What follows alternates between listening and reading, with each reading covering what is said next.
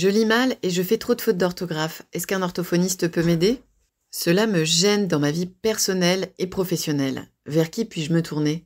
Yasmine, 32 ans, trouve qu'elle a du mal à lire vite et fait beaucoup de fautes d'orthographe. Elle se demande si un orthophoniste pourrait l'aider à s'améliorer. L'histoire de Yasmine. Depuis qu'elle est enfant, Yasmine a toujours eu du mal avec le français.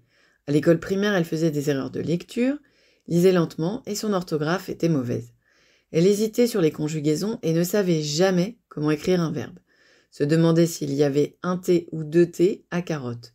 C'était un peu mieux au collège et au lycée, mais elle travaillait plus que ses amis pour des résultats peu satisfaisants. Son quotidien.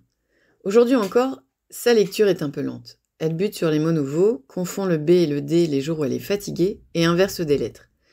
Parfois, elle a du mal à comprendre ce qu'elle lit et doit relire le texte pour bien le comprendre. Son orthographe est laborieuse, elle fait encore trop de fautes, ne sait toujours pas bien conjuguer les verbes. Elle a mis en place des stratégies pour faire moins de fautes. Par exemple, quand elle hésite sur un mot, elle l'écrit de 2 ou 3 façons différentes pour trouver la bonne. Elle essaye de se souvenir des règles de grammaire et des conjugaisons qu'on lui a apprises quand elle était enfant. Par exemple, on met « a » sans accent quand on peut dire « avait ». Mais cela lui prend beaucoup de temps et d'énergie et ça ne fonctionne pas toujours. Elle demande aussi à des proches de corriger ses fautes quand elle écrit une lettre ou veut envoyer un mail important. Mais ils ne sont pas toujours disponibles et elle n'a pas toujours envie de montrer aux autres ce qu'elle écrit. Et puis, elle a peur de ne pas pouvoir aider ses enfants quand ils seront plus grands et qu'ils apprendront les règles de conjugaison et de grammaire, feront des dictées et des rédactions. On lui a déjà fait des réflexions désagréables sur son orthographe. Elle en a parfois honte et cela a failli lui coûter son emploi. C'est la même chose pour la lecture. Quand elle lit un document administratif, elle a peur de faire un contresens et se tromper. De nos jours, l'outil informatique est bien utile avec les logiciels de traitement de texte, les dictées vocales, les correcteurs orthographiques. N'empêche que parfois ils se trompent et il faut être à l'aise avec leur utilisation, ce qui prend du temps et ce n'est pas toujours facile pour tout le monde. Yasmine est déjà allée chez un orthophoniste quand elle était petite. Aujourd'hui, ses difficultés en lecture et en orthographe lui pèsent beaucoup et elle aimerait bien avoir l'avis d'un professionnel. Mais son entourage lui dit que l'orthophonie, c'est pour les enfants et qu'elle est trop âgée pour s'améliorer, que c'est trop tard. Trop tard pour consulter? L'orthophoniste travaille avec des patients à tous les âges de la vie. C'est donc normal d'en consulter un lorsqu'on est adulte et il n'y a aucune honte à cela. Le dépistage, la pose de diagnostic et la prise en soin de troubles de la lecture, ou dyslexie, et de l'orthographe, ou dysorthographie, font partie des compétences de l'orthophoniste. Ces investigations peuvent être effectuées chez l'enfant, l'adolescent, mais aussi chez l'adulte, même si cela se fait moins fréquemment. Le bilan. L'orthophoniste procède à la réalisation d'un bilan qui consiste généralement en un long entretien pour connaître le patient, ses antécédents médicaux.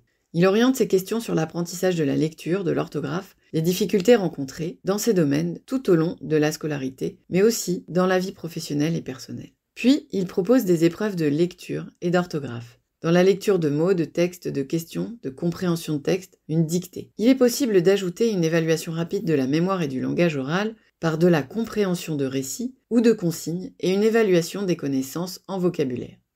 Les conclusions de l'orthophoniste.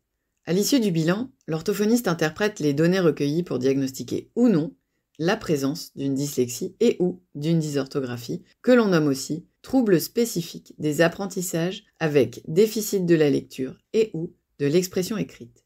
Si le diagnostic est avéré, il peut proposer une prise en soin en expliquant au patient ce qu'il faudrait travailler et comment. Il s'agit de décider ensemble de ce qui pourra être fait, de prendre en compte la demande et les attentes du patient, et donc de travailler sur ce qui lui pose le plus de problèmes et qu'il souhaite améliorer. Les conséquences dans le quotidien. Il faut savoir aussi que quand on est dyslexique et ou dysorthographique, on le reste, on n'en guérit pas, mais on peut progresser. On peut comprendre les règles de grammaire et de conjugaison, mais aussi pallier ces difficultés en mettant en place des stratégies de compensation. Le rôle de l'orthophoniste est d'aider le patient à trouver les meilleures compensations. Si les difficultés restent importantes, il est possible d'obtenir des aides, même quand on est adulte. Par exemple, les étudiants peuvent obtenir des aménagements pendant les examens, comme un temps additionnel ou l'utilisation d'un ordinateur avec traitement de texte. Un salarié peut aussi bénéficier d'aide informatique pour faciliter son travail et sa charge mentale. Il n'est jamais trop tard pour consulter un orthophoniste. C'est le professionnel qui diagnostique un trouble du langage écrit. Il va proposer un plan de soins en accord avec les besoins de Yasmine et va l'aider à mettre des moyens de compensation en place pour qu'elle se sente plus à l'aise dans sa lecture et son orthographe.